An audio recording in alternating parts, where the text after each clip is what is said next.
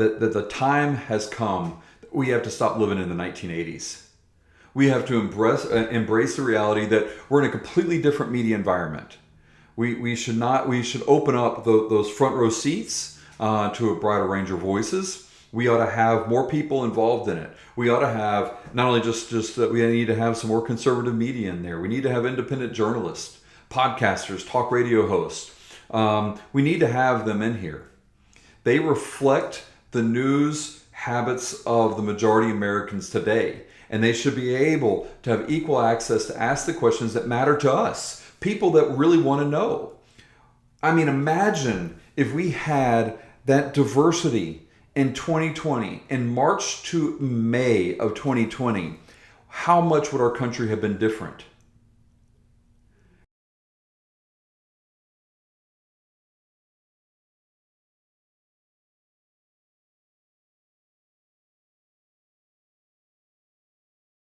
Hey folks, welcome to another episode of Uncommon Sense in Current Times. I'm Peter Demas. I'm here to talk today about an article I read in The Hill by Fleischer. He was the 23rd White House press secretary under President George W. Bush. Anyway, he wrote an article recently advocating that the White House briefing room should be subject to change. And he says that the Trump White House should no longer just do what has always been done. He's in this area. He said that they should assign seats to reporters from conservative media outlets, outside the Beltway outlets, podcasters, talk radio reporters, respectable social media influencers, and those type of people that are actually like reaches the news that we're getting from others today. He bases this on, and he main argument is that we're an activist press corps, and that they're out to damage Trump by a lot of the outright lies that they are to tell. He says the rest of the media can still attend these pressings, but they should no longer dominate and define the media room.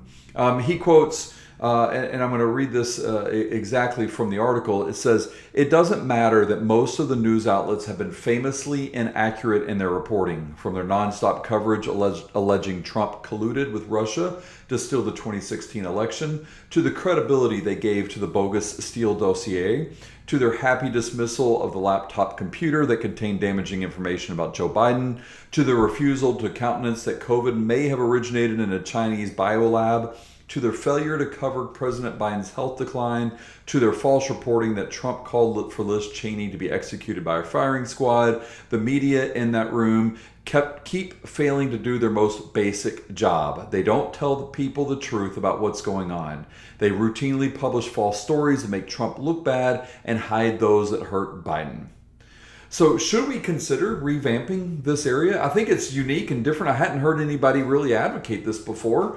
And it really kind of made me say, okay, I needed to look at this a little bit closer. I'm going to talk about this in a minute, but when I was debating in college, one of the first debate topics we had was about advertising. And a big focus that we had was a book by a man named Ben Bagdikian, who wrote a book called Media Monopolies. And we talked a lot about the consolidation of media at that point in time. So I wanted to really explore this because I think it's a really different way of approaching things. And I think it would be very beneficial and helpful to our country if we do a lot of what he suggested in this article. Again, the article is in the Hill magazine. I highly recommend that you read it outside. Just don't take my word for it. Look it up. You can just type in his name and the Hill, and the article will pull up no matter what search engine you use. But the White House press briefing room, that's actually, and any of us who've seen a press conference, that's exactly where they usually get together to engage with the president and his administration. One of the things that kind of struck me as odd when I was reading, about Ari Fleischer, it was like, okay, I remember him being part of that. And then I saw that he was the 23rd, and you think about the fact that how long has there been press secretaries? How long has that been there? It's a relatively new idea. And so Anyway, it's a small room, very powerful, influential reporters. That it was there. You can watch some of the older tapes and recognize some of the people that was in there forever. That was there. It seats 49 journalists from most of the media outlets in America, or the well-established media outlets in America. But now everything has changed, and I think as a result of that, we need to be looking at it and see that the way that Americans consume news has transformed than what it was. That the press briefing room is stuck in an old era. It's stuck back in the 1980s, 1970s, 1990s. That's where the briefing room is kind of stuck in, and I think it's time that we look at changing the briefing room and bring it into the 21st century. Otherwise, I think it's going to be just about as useless as some of the newspapers that we see today as well. So, the briefing room, again, was part of this for traditional media. Ronald Reagan in the 1980s, he renovated the room. The front rows were filled with journalists from major outlets like New York Times, Washington Post, NBC, ABC, CBS, CNN, a few others. And at that time, that static configuration made a lot of sense. That's kind of where they were supposed to be. They were the main sources that people got their news from. So it would be very important that they were front and center. But now that's not how they access news today. It also doesn't reflect that the outlets have become disconnected from people. They don't reflect who we are, and we saw that a lot in this last election. This last election really showed us that a lot of people weren't really influenced by a lot of the media outlets, and we would listen to them get up and say things that were just bold-faced lies that we could pull up the internet, see a completely different take, completely different story. We saw this time and time again. One of the most fresh examples for me was the Charlottesville, when Trump said, there's good people on both sides, and they didn't play the whole thing out.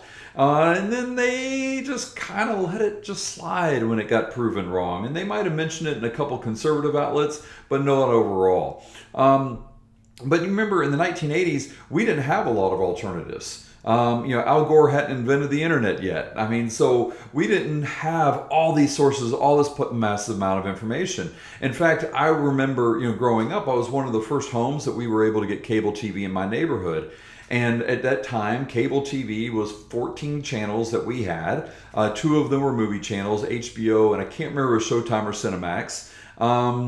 Remember, the 13th channel was CNN. But again, there was not very much. PBS was one of them. There was not a Channel 1. So for us, in reality there was only, the movie channels you had to pay extra for. So in reality there was like 10 channels. And that was huge. That was a huge increase of what was happening.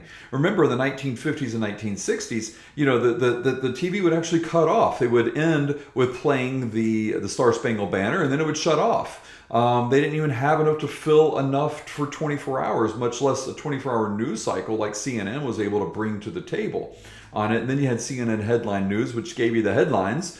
And those seemed to be kind of the start before all of them there.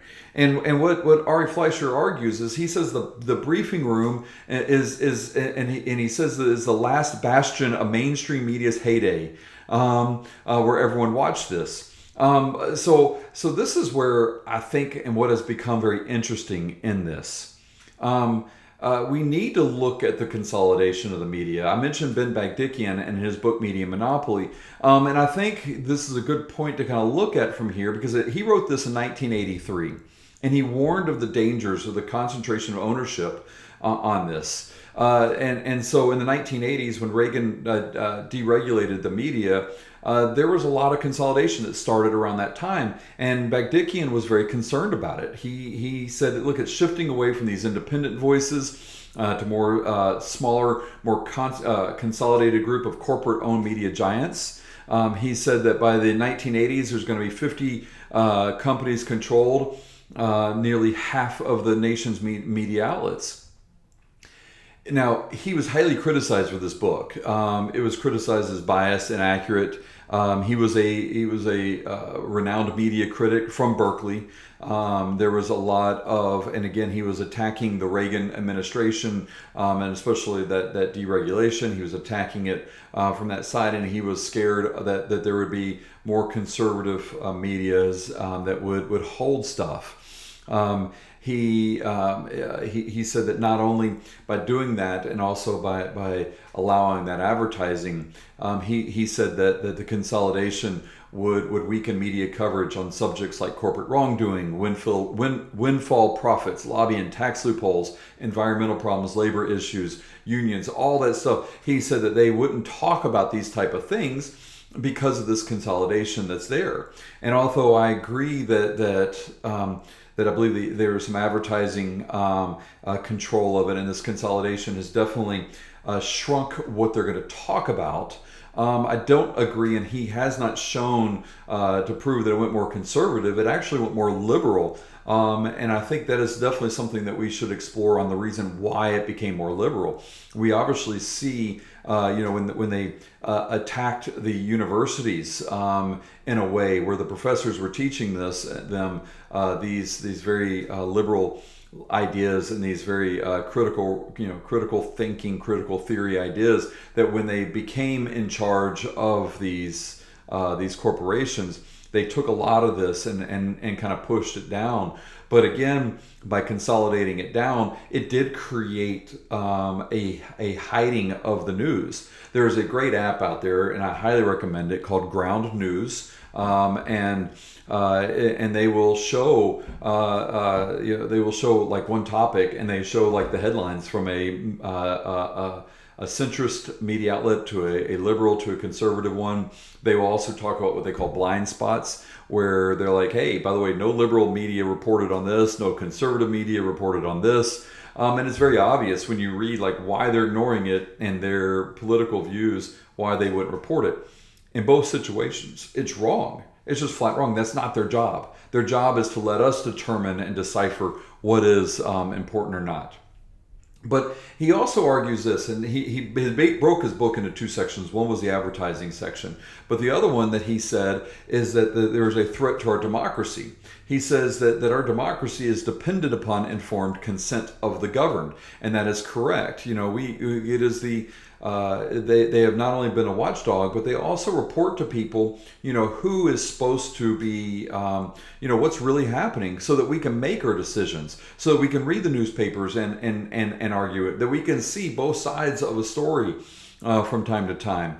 We can see the real causes of events that happen, but right now we're stuck in a bewilderment. We're left at the mercy of whoever has power and whoever controls the media in that particular area.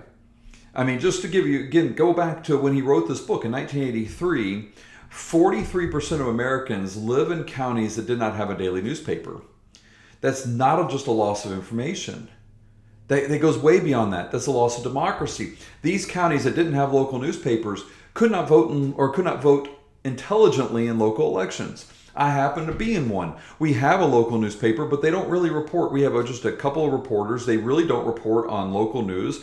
Every now and then we'll see something pop up that tells us about it. But I guarantee that if I went around and asked 50 people that work for me who are city mayors and who are county mayors, they probably would not be able to name both of them, much less to know what the issues that are affecting the city and the county are. They probably don't know who their state rep is and what they voted for and who they voted for. The only way that we can find this stuff out is it's not given to us anymore, where we just had to pick it up and read it. We now actually have to search for it. We actually have to put forth a lot of effort and energy to do so. And frankly, most people aren't going to do that. I would argue that many of you who are watching this don't put forth the effort on it. You take the information that is being fed to you through me, and I thank you for this, but through me and many others that are out there, but you don't actually verify, is what he's saying true? And I hope and I encourage you to think and challenge me, challenge my thought, challenge my guests that are coming on, because it's important that in order for us to really be able to take advantage of the free press and free speech, we have to be able to do it thoughtfully. And without getting the information, we can't do it thoughtfully. And all we do is become our own echo chamber that we're repeating back to ourselves. So, and now, and this is something he obviously couldn't predict in the early 1980s, we have social media. And I mean, there was no way he could predict that or anything similar to that. But we see the push of information and the suppression of disinformation, or they called it malinformation, that fits the narrative that they wanted. We really saw this in the 2020 election. We saw them, cancel people. We saw them, take off things. We saw their algorithms all of a sudden not report out or show up on people's feeds. We saw a lot of this stuff happen. These people that were in power, that was despicable. This is a new source of news and a source of free press that we have. They are afforded the same protections of not being able to be sued the same way that a lot of our traditional press isn't sued as well. But yet at the same time, they were unable to act independently of that. Many of the people that argued for them saying this, they said, well, it's a private company. They can do whatever they want to in a private company. And although I agree, but I can't do what I want to in my private company without the threat of some type of consequences to it. They were able to do so because there was no consequences. So they could, again, put out and allow this disinformation and suppress the other ones, and they could do both. And by doing so, what they were able to do is they were able to create an environment that also led people not only to distrust him, but also led to people kind of giving up, feeling like there's really nowhere for me to turn. And then then they became other platforms out there that came from this, that really promoted this free speech. But already, Facebook and Instagram or whatever, they were already so entrenched into our culture and into where we are that's what happened. So let's kind of just look at the history of consolidation. Let's start with TV shows. In the 1970s, the FCC said that you could only own up to 7 radio stations, 7 AM radio stations, 7 FM radio stations, and 7 TV stations. You could not, and I'm unclear whether or not that was 21 total or 7 altogether that would stop at that certain number. But regardless, you were limited to the amount that you can own and purchase. So there were dozens of independent media outlet groups. There was no problem. And then 1980s, that's when President Reagan again deregulated the media. And for the most part, I'm in favor of deregulation. But I think sometimes we still need to be careful particularly in this situation, with something as critical as something that could be impacting our republic the way it is. So the number of media outlets in the 1980s started to decrease, or the number of media ownership started to decrease. So by the late 80s, there was 25 to 30 dominant ownership groups. So we moved from dozens down to 2 to 3 dozen on it. Oddly, Bagdickian predicted that it would be 50, and it was even less than that than what it was said, even though he was highly criticized for it. In the 1990s, there was the Telecommunications Act. And that relaxed even more ownership limits, creating more rapid consolidation. Notice this. I find this interesting that Reagan, a very conservative president, started that consolidation, and then in 1996 was when the Telecommunications Act was passed, and that was obviously Bill Clinton, who was very liberal in it. So this is not a political statement whatsoever. This is something that, in my opinion, was presidents that were able to recognize that they needed to become more friendly to those of the media so that they would get a more friendly outcome from it. But by the end of the 1990s, there was about 10 to 15 major ownership groups of television stations, like Disney, Viacom, Time Warner, etc. There's a couple more, but 10 to 15. We go from dozens to a couple dozens to a dozen. So again, we're just seeing this drop, and this is before the turn of the century. By the 2000s, the numbers dropped to 6 to 8 key players. It's now called the Big Six. You have Comcast, Disney, Time Warner, News Corp, Viacom, and CBS. Those are the Big Six that are out there. And we can see it in other ways, such as, again, Disney owns ESPN, Disney owns the Disney Channel, Disney owns Hulu. When we wanted to boycott Disney, it was almost difficult because we didn't know all who Disney owned. There seems to be so much more out there than what really is. In the late 2010s, like 2019, 2018, somewhere right around there, Disney bought out 21st Century Fox. So now not only do we have that type of ownership consolidation of TV, we're now seeing it in other areas as well. So by the end of the 2010s, we now moved to 5 to 6 major ownership groups. That's globally. It's an unreal number from it. Now in 2020s, we're seeing the rise of Google, Facebook, Amazon. So they're beginning to kind of change it in a little bit because, again, that's where people are watching the news. That's why I think where Fleischer has an outstanding point in this is the fact that when you move down to 6 and then all of a sudden it starts to go back up, we need to start looking at the groups that it starts to go back up. But we see that trend consolidating, getting smaller with the ownership groups, even though it seems like it's getting bigger, and there's more because there's more cable TV stations. Newspapers the same way. In the 1970s, it was estimated there was about 1,500 different owners or ownership groups in the newspapers. In the 1980s, it dropped to about 1,000, 1,200. It's again when some of the stuff started to change on it. In the 1990s, economic pressure started, and so by the mid-90s, there was about 500 to 600 ownership groups. In the 2000s, now this is when the internet comes in, and again, this is where we ought to be looking at this press briefing room and looking at what Trump should be looking at it from here.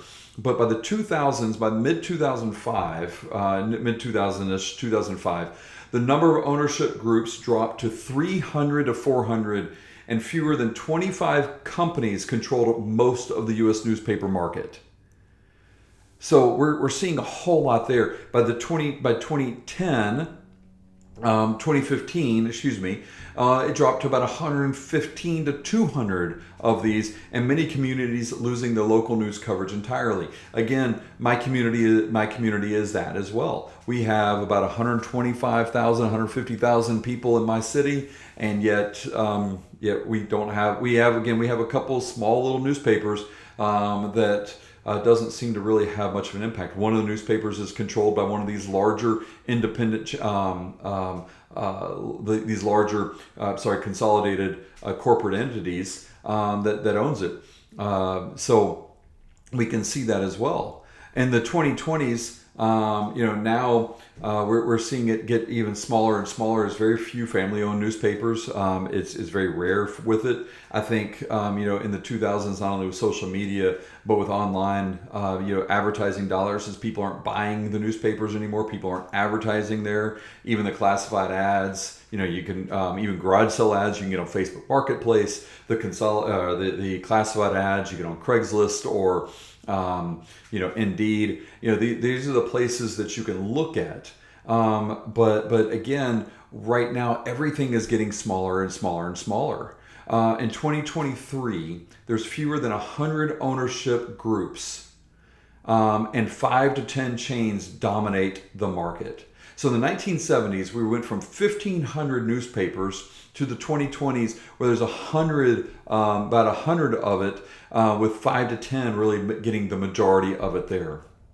So how does this impact the White House press corps? The number of ownership interests that are represented inside that room does depend and does vary. But what we're seeing is that we're seeing in this White House press corps, we're seeing that it's being all of that from again 1,700 newspapers down to just a handful, and dozens and dozens of TV that's going down to 6. When we're seeing this change, we're not seeing that change that much and reflected that much inside the White House press briefing room. Those numbers haven't changed. So are we getting true diversity of thought, true diversity of reporting that's in there? One other thing too that we need to consider is that, are the reporters holding each other accountable, through the free market? And again, when this happens, if the reporters aren't being held accountable, then what happens? then it gives them the opportunity, gives them the excuse to be able to report poorly, to be able to do so. If we truly believe in the free market, this is not what's causing it. We have to be able to expand this out and be able to look at it completely differently from there. So on average, the White House press corps has about 200 to 300 journalists from different outlets. It's all managed through the White House Correspondents Association. The pool rotates, etc.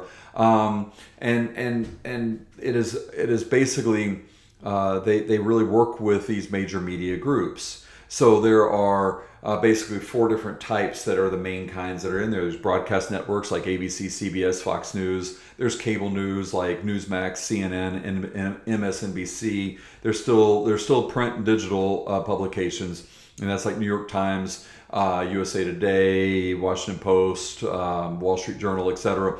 There's the wire services like AP, Reuters, and those type of stuff. There is foreign press in there as well. BBC, Al Jazeera, and many others that are in there as well. And there are a few independent and regional media outlets, but their numbers just continues to shrink because, again, as more got bought out, they became part of the same group from it. So the White House press corps now represents 30 to 40 distinct media ownership interests. And that's due to consolidation. So when you're looking at the fact of you're going from 200 to 300 journalists to 30 to 40 distinct media ownerships, what does that say? If 10 or 10 people represents each ownership, it looks like we have a whole lot, but we really don't. And so therefore, this huge thing where people are shouting out questions or whatever, it's all coming from the same type of ownership group that's there.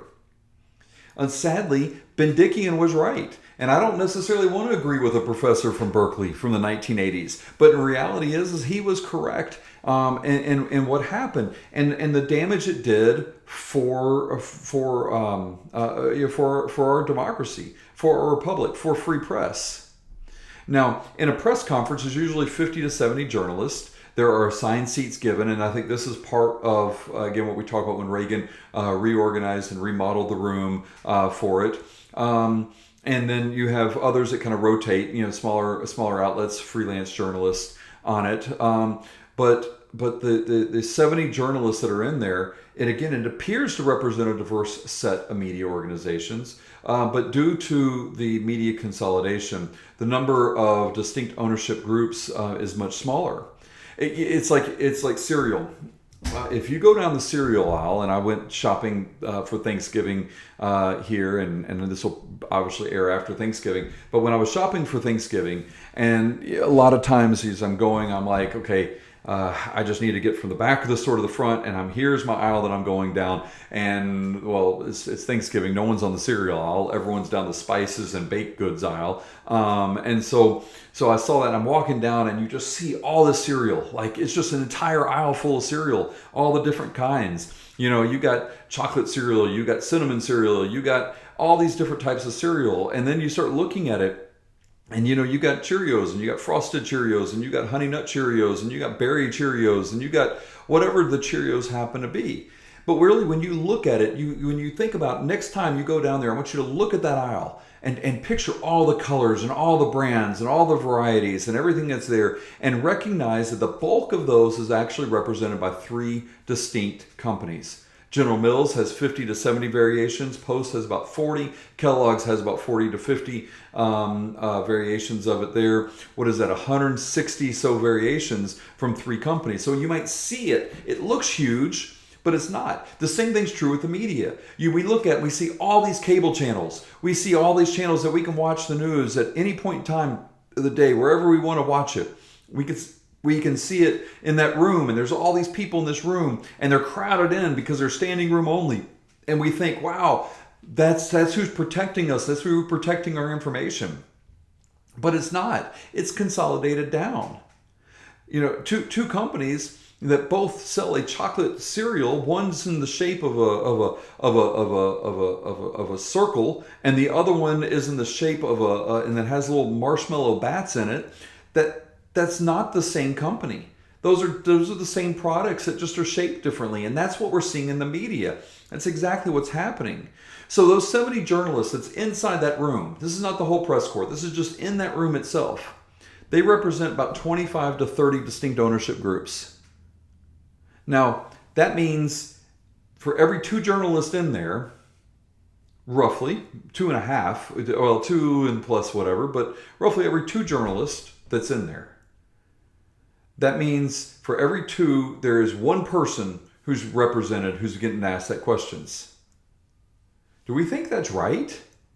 Now, Trump has promised to drain the swamp.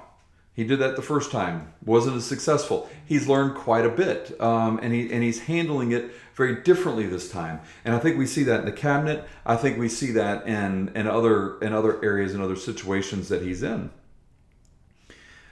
But what about this area? This is not something that he's talked about. Should President Trump allow the situation to persist the same way in his second term? I mean, why should the White House give front row seats to people who are deeply antagonistic to him? Who's going to lie about him? Why should we reward these ownership groups that are out to, I won't say destroy America. I think that's too much of an extreme statement. I think a lot of people would argue with me on that. But who are out to at least try to put their agenda first, to try to put them in there. The reality is that most of the reporters that are occupying those seats, they have a duty to inform the American public. They have a duty to be truthful. They have a duty to be unbiased. They have a duty for those 2 things. That's not difficult to do if you're truthful and if you're unbiased. But if your bills are being paid and you have nowhere else to go because there's such few people to work for, what do you do? Unfortunately, you either get fired and you try to do your own podcast. Well, in which case, you're not going to be invited to the press briefing room. You're not going to be invited in there. So what ends up happening is either the ones that go in there are the ownership group wants the activists to go in there, not for the public, for their own ideological and corporate interest, or they put the activists in there, or they put the people in there and they put pressure on them to be an activist, again, not for the public, but for their own interest. I think the election was very obvious in that. If you watched any news coverage in October, it was basically, if you watched the MSNBC, it was one long commercial for Vice President Harris. If you watched Fox News, it was one long commercial for President Trump. Yeah, they couched it in news stories, but in reality is that's not what it was. And I think Ari Fleischer and I would agree on this. Imagine how many people would be living today when the vaccine was rolling out and we started seeing issues and started asking questions, but nobody wanted to ask the questions. And the major media was filling us with the same type of information over and over. It didn't matter. Imagine what would have changed today. Imagine what would have happened if during the Biden-Harris administration, if we talked about the number of children that are being trafficked across the border and we were able to ask those questions. Do you really think that the press secretaries, either one, Jen Psaki or Karine Pierre, I can't even think of her name now. Whenever you think of those 2 and the pressure they had and knowing that all they had to do was handle 1, maybe 2 tough questions for every press briefing.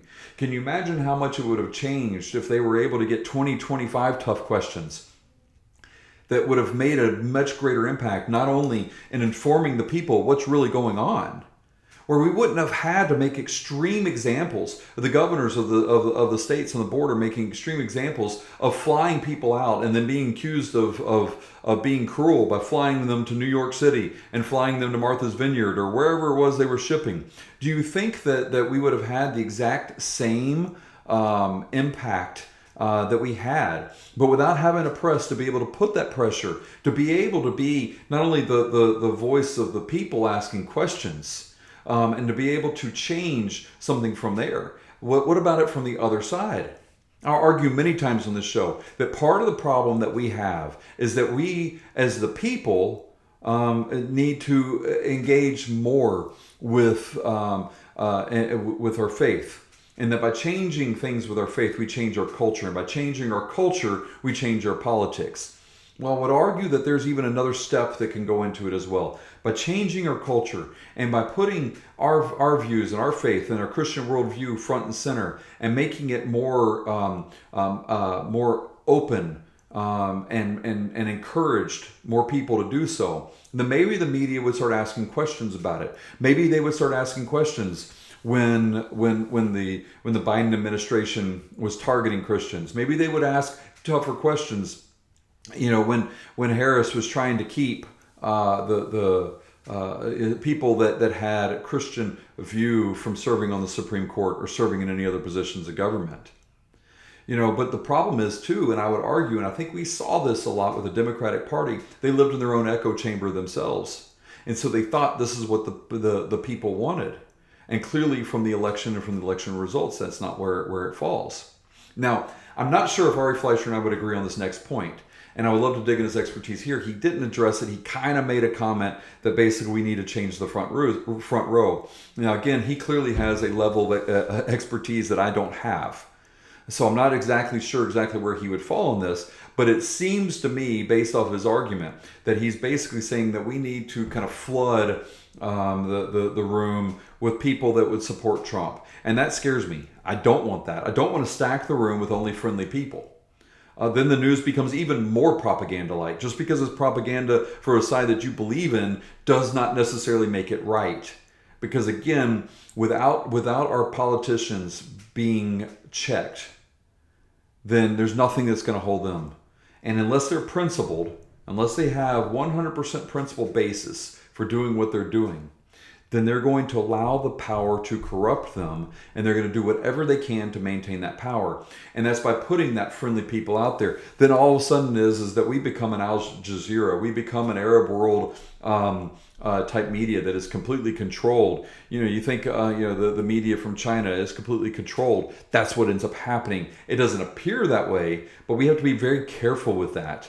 And so, although I do believe that we need to address these challenges, President Trump needs to restructure the White House briefing room. Bottom line, he has to do it, but the changes shouldn't be unilateral. In a spirit of transparency, I think there should be a bipartisan selection process. They can ensure a wide spectrum of all voices represented from left wing to right wing. It doesn't become an echo chamber for a political ideology and allows us to have a diverse perspective that Americans can hear. So this is what I would propose. I would propose that the president or his team selects 25 people for the press briefing room. And the leader of the opposing party, and whether or not we want to make it the Democratic, whether we want to make it whoever's in charge of the Democratic Party in the House or the Senate or wherever it happens to be. But the opposing party selects another 25. So now we have 50 people, 25 that's selected by one party, 25 selected by the other. And the remaining 15, I think, should be based off of the popularity and viewership of the news cycle. We may even say, okay, look, we're going to give 15 to more traditional, these traditional media outlets. I'm not a fan of it, but I could at least say, okay, maybe that's the next step that we need to take in order to give our nod to it so it doesn't seem too extreme at one time. But by giving all Americans, not just corporate media, a chance to ask questions, now then what happens is the Trump White House can better serve the needs and concerns of the people. We can actually find out about it, but not just the White House. What happens in that White House press briefing room has an impact on Congress too. It is not something that is just limited to that one particular area.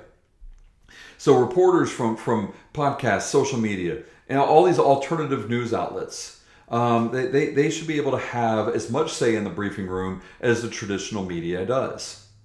The media landscape has changed. It's time for the White House to catch up.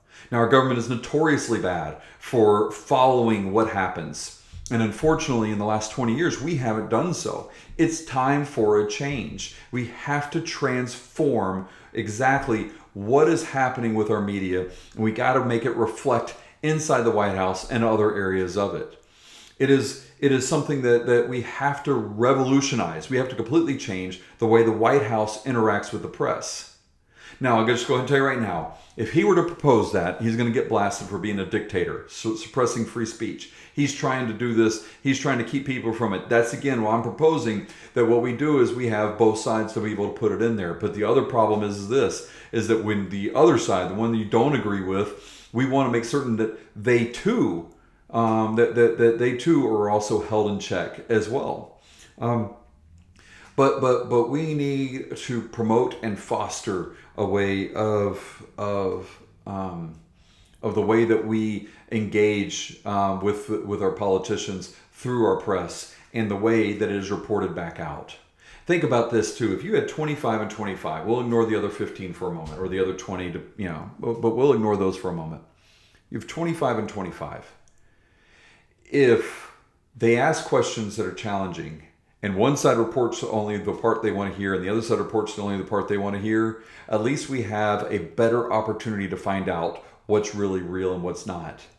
We don't do what CBS did with Harris and completely edit and cut and paste all of this stuff into one particular area, where that we don't that it just makes it look different than what it is. So we also have a means of being able to hold our journalists responsible, that we can hold the people that are these ownership groups and other people responsible for it as well. There should be a broad array of backgrounds, people who can ask hard questions. It shouldn't be just random people who think that they're really cute and they can talk about their outfit of the day on social media and they have all these many followers on it. We shouldn't have Kim Kardashian being in the press room. That's not what I'm referencing. But I do think that, again, when we're looking at news and we look at it separately, that's what it's there. It's not just about changing the front row of the briefing room. It goes way beyond that. It changes the definition of journalism because journalism has changed. How many people who are listening to the show that don't follow the major media for the most part? I get a lot of my media and a lot of my information, honestly, from the Babylon Bee, a satire. Because a lot of times I look at it and I'm like, I don't understand the joke, and I Google it and I find out, then I read the real stories behind it. There's some incredible information out there on it by just looking at the satire. But I'm not getting the information from my traditional media sources all the time. I don't get to go, in the morning, have my breakfast and read my newspaper like we were able to do in the 1970s and 80s. Now, I didn't do that in the 1970s, and I was a little weird in the 1980s. I was a news geek, even in middle school. So yeah, I did it then. But but we don't get to do that anymore. The last time I saw a newspaper that was put on my driveway, I opened it up, and I'm not kidding. It was literally outside page. Open it, inside front page, inside back page, outside back page, and there was an insert for some type of advertisement. I don't even remember what it was. Probably Homes or something else like that. That was it. I literally could have vomited about that much news just on a normal day, and that's what was there. I myself have been attacked by news that had a bias on it. They took a prayer that I gave at a local mayor's prayer breakfast, and in that prayer breakfast, I spoke about family, and I was praying for family. And at that time, it was right before the U.S. Supreme Court decided to rule on whether or not there ought to be gay marriage or not. And my prayer was, God, I don't let the ideas of man and the thought of political correctness pervert what you set forth for us. By having that one simple prayer, I ended up on the front page of the newspaper. I was caught in mid sentence, mid words, and so I was like, it looked all mean and angry. Looks like I was screaming, and it had this, and I was actually above the fold, and it looked like that I was bashing homosexuality with it. My wife, because the onslaught that came from the banning our restaurants to people threatening me, people putting my home address on Twitter, all of this stuff happened, and so my wife actually took the article and took my speech, took the transcript of my speech, or my prayer, I should say. It wasn't even really a speech, it was a prayer. And she took the two of them together. And what she did was she compared the two. And I don't remember the amount, but it was the majority of it was wrong, was inaccurate of what they said I said. In addition to the fact, by having my page out there and they quoted somebody else, it made it look like that I said it. The media was able to do this, and this was our local media. This was somebody who I did business with. I knew the reporter that wrote it. He and I had done stories together. He had contacted me. I was one of his sources. I won't consider him a friend, but he was definitely a good acquaintance. So I would see him out in public, and he and I would talk. And yeah, there were times he might have misquoted me, or he might have done something incorrect. But this was an outright lie, an outright change. And it did not matter, that we even put out what was really there. What mattered is the fact that the newspaper said this. Again, a local newspaper. Now, Kristen and I we met with the newspaper. We met with the editor, and they were there with their lawyer type guy that was there. And, and I know they were expecting us to, bash them and talk to them about how, terrible they were, and do this. Well, what ended up happening is I ended up we told them, look, this is the impact you could have made. This is the impact you had on our family. This is the impact you had on our business. And by the way, not only business pays a lot of taxes, but our business provides a lot of jobs, which also provides a lot of taxes. We also perform this much in charity work. I mean, we had all that stuff there. And at the end, they were like, well, what do you want us to do? Do you want us to retract it? And I told them no. We both said no. And that we were there to thank them. And the reason why we were there to thank them is because I was able to use this situation to teach my children what an attack upon truth is. And my children, in response, when we were praying together as a family. Now, my kids at that time was probably 11 and 9, give or take a year or two. And one of my children, because again, we would always make them lead in prayer. And one of my children prayed for God to forgive the people that were persecuting us, and the other one prayed to bless those that were persecuting us. And that's not something that I could have taught, and we thanked him for it. And after that, it was like a light switch. All the hatred, my Facebook likes that were boycotting our restaurant, that one just stopped. I mean, it just stopped. It was growing, and then it just plateaued. And I don't know if it's moved up or down ever since. But most of that stuff just stopped. God was able to take care of it. Now, I'll tell you this story in relation to this is because, again, there was no one that could hold them accountable. There was nothing that could be done. And if we had two media outlets here that could have presented both sides of it and that could have held them accountable, or one media outlet that could have said what they did was wrong, what they did was inaccurate, it would have changed the whole dynamic of how that went down. What are you listening to? What are you listening to right now that aligns with your thinking that's inaccurate? I mean, it frankly, it scares me. There's some of the stuff here that I report out and that I think are facts because I'm reading it. Well, in my book, I reference stuff in my books that came from the news. Did that really happen?